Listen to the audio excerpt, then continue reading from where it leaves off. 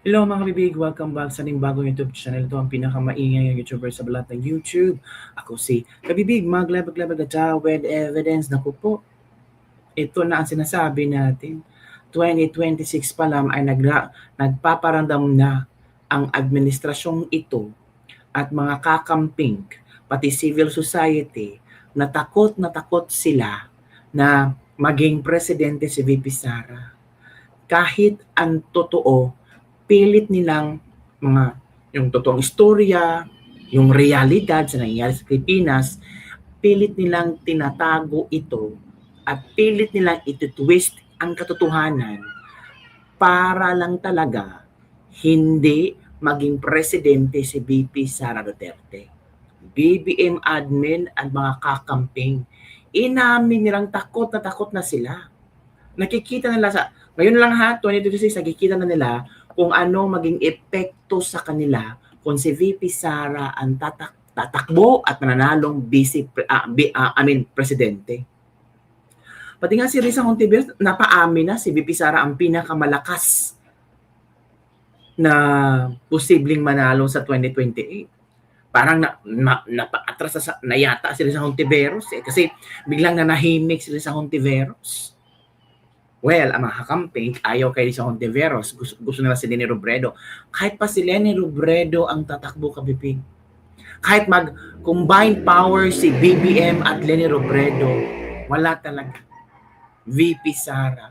Sa ginawa lang nila ni BBM kay Pangulong Duterte, may malaking dagok na yan. Malaking dagok na kung saan iyan ang magpapanalo kay VP Sara. Diba? Akala kasi nila konti lang ang nagmamahalag kay Pangulong Rodrigo Roa Duterte.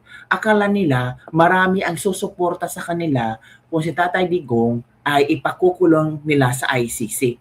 Bigla silang nagkamali. Kasi OFWs, grabe ang suporta nila kay Pangulong Duterte. Oo. Konti lang ang sumuporta na ilagay si Tatay Digong sa ICC, mga kakamping lang. At ngayon ang mga kakamping takot na tukot na sila sa sarili nilang multo.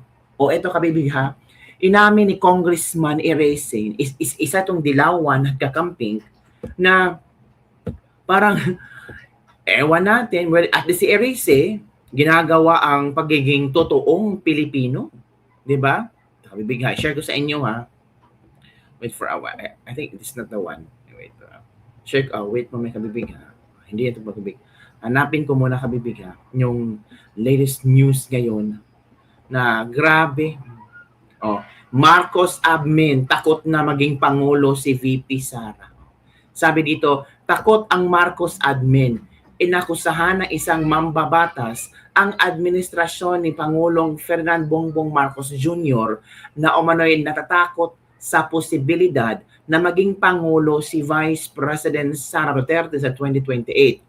Ito anya ang nakakaapekto sa direksyon ng mga kasalukuyang investigasyon sa aligasyon ng katiwalaan sa pamahalaan. So, pakinggan natin ang explanation ng isang dilawan na kongresista, si Congressman Erese, which in fact, grabe ito si Congressman Erese, nung talagang, kung ano ang tama, yun ang pinaglalaban niya. Kung ano ang nalaman niyang katotohanan, yun ang ibinabulgar niya. Let's listen to this one, kabibig. May itinatago nga ba ang administrasyon? Ito ang mabigat na pahayag ni House Deputy Minority Leader Edgar Erese na nagsabing tila nangangamba umano ang kampo ni Pangulong Bongbong Marcos Jr. sa posibilidad na maging Pangulo si Vice President Sara Duterte sa 2028. Kaya umano, handang isakripisyo ang katotohanan. Ayon kay Erese, ang tinutukoy na handang isakripisyo ang katotohanan, hindi lang maupo si VP Sara bilang president sa 2028. Grabe, no? Ganito sila mag-twist ng facts. Handang isakripisyo ang katotohanan. Yan mga kabibig. Grabe, harap-harapan ng pangloloko ang ginagawa nila sa atin. Handa ang anilang itago ang katotohanan basta hindi lang maging president si VP Sara. Bakit? Takot kayo makulong? Takot mabulgar lahat ng mga kamalian kapag kawatan nyo? katotohanan ay kaugnay ng mga aligasyon ng malawakang katiwalian sa kaban ng bayan, kabilang ang mga proyektong nagkakahalaga ng bilyon-bilyong piso na umano'y nasayang at hindi napapakinabangan. Dagdag pa ng mambabatas, makikita ito sa anyay kawalan ng malinaw na direksyon sa investigasyon sa mga hinihinalang anomalya sa flood control projects na kasalukuyang tinatalakay sa Senado, partikular na sa pagdinig ng Blue Ribbon Committee. They are so afraid of a Sara presidency that they would sacrifice the truth. Dagdag pa ng kongresista, posibleng ikinababahala ng administrasyon ang posibilidad na may susunod na lider na muling bubusisi sa mga aligasyon ng malawakang katiwalian sa mga proyektong nagkakahalaga ng bilyong piso. Sa gitna nito, nagbabala rin si Erice sa posibilidad na magamit umano ang usapin ng charter change bilang exit plan ng administrasyon matapos ang 2028. Anong magiging exit plan ng Naku. Marcos administration in 2020? Whoever will be the president, hindi sila sigurado na hindi sila ipoprosecute. Hindi aalamin yung katotohanan at pinagtatakpan ngayon. At ang kinakatakot ko, baka mag-isip sila na to extend themselves Hala. to perpetuate into power para hindi managot dito sa mga nangyayaring ito. Kaya nga makita nyo, payag na si Senate President Tito Soto ng Oo nga. pagpapalit ng Soto, Constitution. finance charter change. And even Congressman Puno is espousing a CONCON. Alam na natin na hindi na pwede ang CONCON. Bakit? Gagawa ka ng batas. Pagkatapos sa paggagawa mo ng batas, mag-i-elect ka ng mga delegado. Gagawin nila yung proposed constitution, tapos magkakaroon ng plebiscito. So anong option? Bandang uli, sasabihin, hindi na kaya ng CONCON, kaya kailangan CONAS. Pagka CONAS, sinong magpapalit ng konstitusyon? Mga congressman, yung senador. Iginiit ni Erice na mahalagang magpatuloy ang paghahanap ng katotohanan upang mapanagot kung Tama. sino mang sangkot sa katiwalian. Kaya nga, mahalaga na tuloy-tuloy yung paghahanap ng katotohanan para maiwasan yung mga consequences ng pagbabaliwala sa katotohanan. Samantala, wala pang opisyal na tugon ang Malacanang sa naturang mga paratang. Para sa Diyos at sa So yun, kabibig ha. Yun pala ang posibleng paano. Talagang pangatawan nilang wag maging presidente si VP Sara dahil tapos maliligayang araw nila kung hindi man sila mahuli ay lalayas sila dito sa Pilipinas. Sigurado yan. 1 week lang yan tapos na agad yung problema sa korupsyon ng flood control pag si Sara ang nakaupong Pangulo. Takot yang si Marcos bangag si Sara mapresidente kay siya naman ang susunod na makulong. Takot siya kasi makukulong sila magpamilya. Pinatunayan niya lang na magnanakaw sila ng pamilya dating tatay niya. Takot sa sarili lang multo. Takot sila dahil once na makabalik ang Duterte, wala na finish na maliligayang araw nila at malayo-layo na gugugulin nilang panahon bago magkaroon ng chance na makabalik sila sa malakihang gaya ng dati. Pag-aaralan nila ulit paano lukuhin at utuin ang taong bayan para pumabor sa kanila ulit ang panahon. Yan ang kinatakutan ng mangyari. Ilang taon din silang nagpapanggap na mabuting tao. From Aiza Mas Lamama. Yun, kabibig ha. Yun ang mga komento ng ating mga pati ang aso nagkomento rin na posibleng totoo mga kabibig. So ikaw kabibig, ano ang iyong komento hinggil dito? Ito pa ha, may nakita akong post ni Miko Poge na kung saan itong si Trillanes, yung pagsampa-sampa nila kay VP Sara ng kaso, part ng kailang plano mga kabibig. Nasaan ba yun? Ay, nakalimutan kong i-share. Ito pa. Trillanes, inamin na kinasuhan niya si VP Sara para hindi ito manalo sa pagkapangulo. Wow, Trillanes ha, grabe. Trillanes, inamin na kinasuhan niya si VP Sara para hindi ito makatakbo sa pagkapangulo. Inamin ni dating Senador Trillanes na ang mga kasong isinampa niya laban kay Vice President Sara Duterte ay isang paraan upang mapigilan ang pagiging presidente nito. Sa isang panayam, sinabi ni Trillanes na hindi umano pwedeng maging presidente si Sara Duterte lalo na't magdadala lamang umano ito ng kaguluhan sa bansa. Ano magdadala ng kaguluhan? Kung sana si Bibi Sara magdadala ng kaguluhan, no? Vice Presidente pala siya, ginulo na sana niya ang Pilipinas. Sabi ni Trillanes, I certainly hope so. Kasi yun yung way ko na para ma-expose sila, para makilala sila ng mga tao. Iba yung pagkilala ng mga naniwala sa kanila na tingin nila they are good public officials, but they are not. Ala, grabe si Trillanes. Bibigyan mo sila ng power of the presidency, talagang that's a recipe for disaster. Dagdag pa niya. Matatandaan nagsampa ng kasong plunder at graft si Trillanes laban kay Duterte sa Office of the Ombudsman. Ito naman ang komento ng mga netizen. Inggit ang mananaig sa taong ito kaya bumabagsak ang political career nito dahil ayaw ng Diyos sa mga taong inggitero o desperate moves. Asos nagkaso. Positive thrilling, di talaga matanggap. If that happened, then you need to. Di ba kabibig? Grabe sa thrilling. Kung ano-ano mga ginagawa ba? Kung ano-ano mga script para lang talaga hindi maupo si BP Sara na presidente. Lahat sila nagsanib puwersa na. Si BP Sara mag-isa lang yan ha.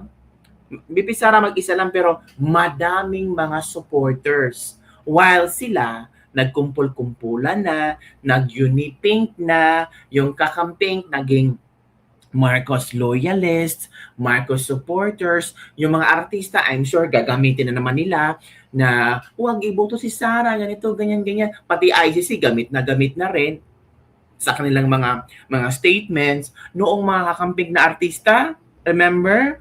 Ngayon ay nagbeso-beso na kay Lisa Marcos. Diba? Iba talaga hanap talaga sila ng way para masira si VP Sara. Kasi takot na si Marcos eh.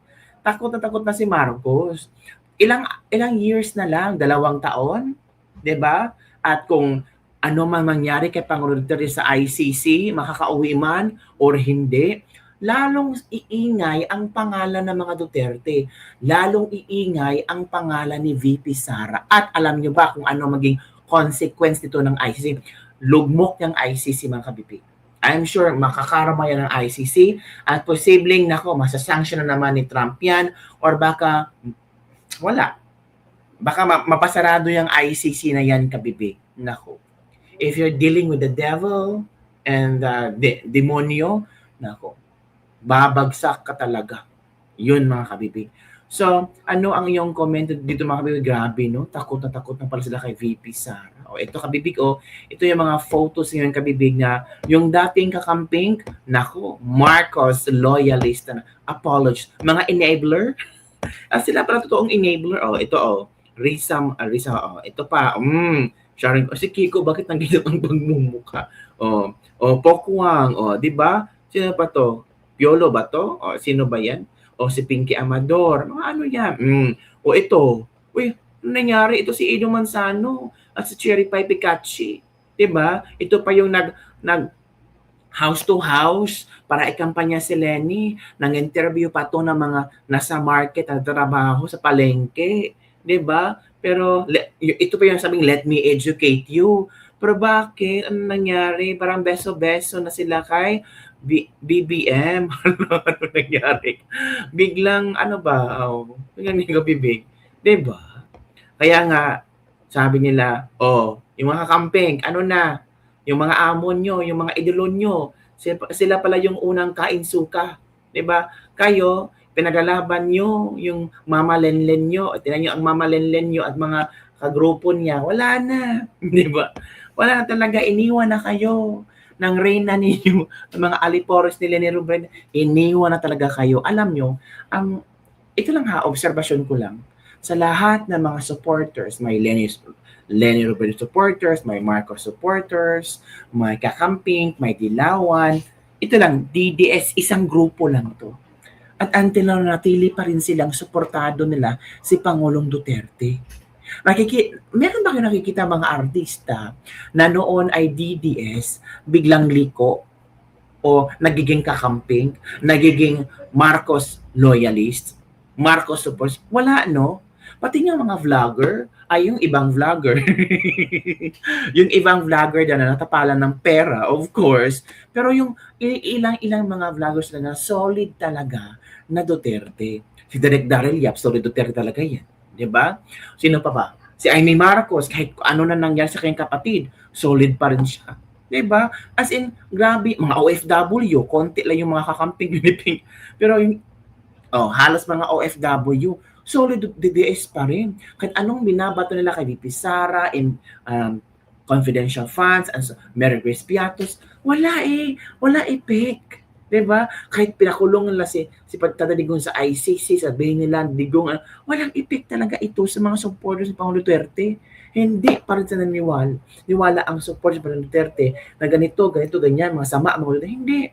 Yun kasi, kaya yung iba galit na galit sa mga DDS. Bakit sabi niya, yung puon nyo.